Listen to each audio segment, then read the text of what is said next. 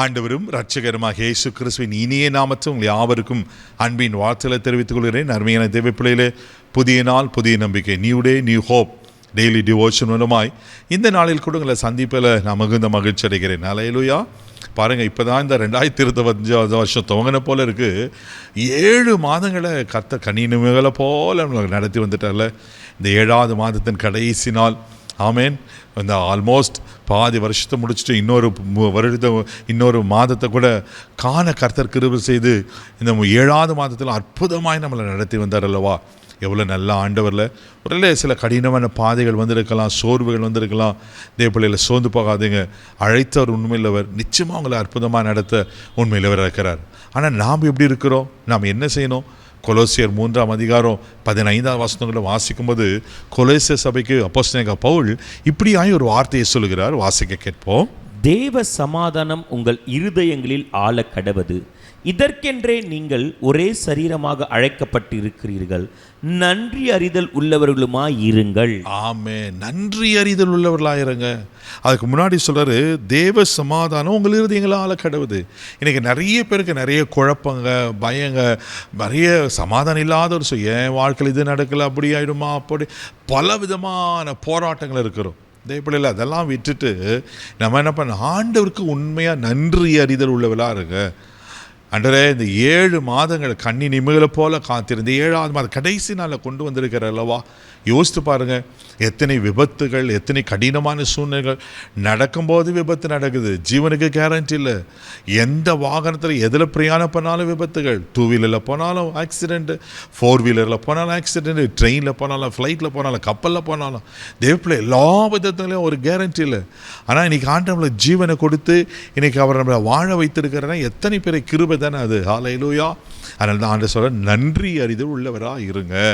ஆண்டருக்கு நீங்கள் நன்றி உள்ளவர்களாக இருக்கணும், நன்றி கெட்டவர்களாக இருக்கக்கூடாது. 2 தீமோத்தேயு புஸ்தகம் 3ஆம் அதிகாரம் 2வது வசனத்தில் வாசிப்பீங்கன்னா இப்படியா சொல்லப்பட்டிருக்கு. வாசிக்க கேட்போம். எப்படி எனில் மனுஷர்கள் தற்பிரியராயும் பணப்பிரியராயும் வீம்புக்காரராயும் அகந்தை உள்ளவர்களாயும் தூஷிக்கிறவர்களாயும் தாய் தகப்பன்மார்களுக்கு கீழ்ப்படியாதவர்களாயும் நன்றி அறிதல் இல்லாதவர்களுமாயும் பரிசுத்தம் இல்லாதவர்களுமாயும். பாருங்க, அப்போஸ்தலனாகிய பவுல் தீமோத்தேயுக்கு சொல்கிற காரியம் இவங்க ஒரு பெரிய லிஸ்டே கொடுக்கப்பட்டிருக்குது. மனுஷர் இந்த கடைசி காலத்தில் எப்படியெல்லாம் இருப்பாங்கன்ட்டுன்னு அநேக காரியங்களை, மனுஷர் தற்பிரையராயும் பணப்பிரையராயும் வீம்புக்காரையும் இப்படியெல்லாம் சொல்லி நன்றி அறியாதவர்களாயும் நன்றி இல்லாதவர்களாக இருப்பாங்க, நன்றி கெட்டவர்களாக இருப்பாங்க. அது உலகத்தான் இருக்கலாம், ஆனால் ஆண்டவர் பிள்ளைங்க அப்படி இருக்க முடியாதுல்ல. நீங்களும் நானும் நன்றியுள்ளவர்களாய் காணப்பட வேண்டும். இன்றைக்கி ஒவ்வொரு நாளும் நம்ம சர்வே பண்ணுறோன்னா, இன்றைக்கி ஜீவனோடு இருக்கிறோன்னா அவரோட சுத்த கிருபை தானே. தேவ பிள்ளைகளை ஆண்டருக்கு உண்மையாக இருங்க, ஆண்டருக்கு நன்றி உள்ளவர்களாக இருங்க. உங்கள் நன்றிகளை அவன் பாடல் மூலமாய், ஆண்டரை துதிக்கிறது மூலமாய் நீங்கள் ஆண்டருக்கு ஒவ்வொரு நாளும் நன்றி செலுத்தி கொண்டே இருங்க.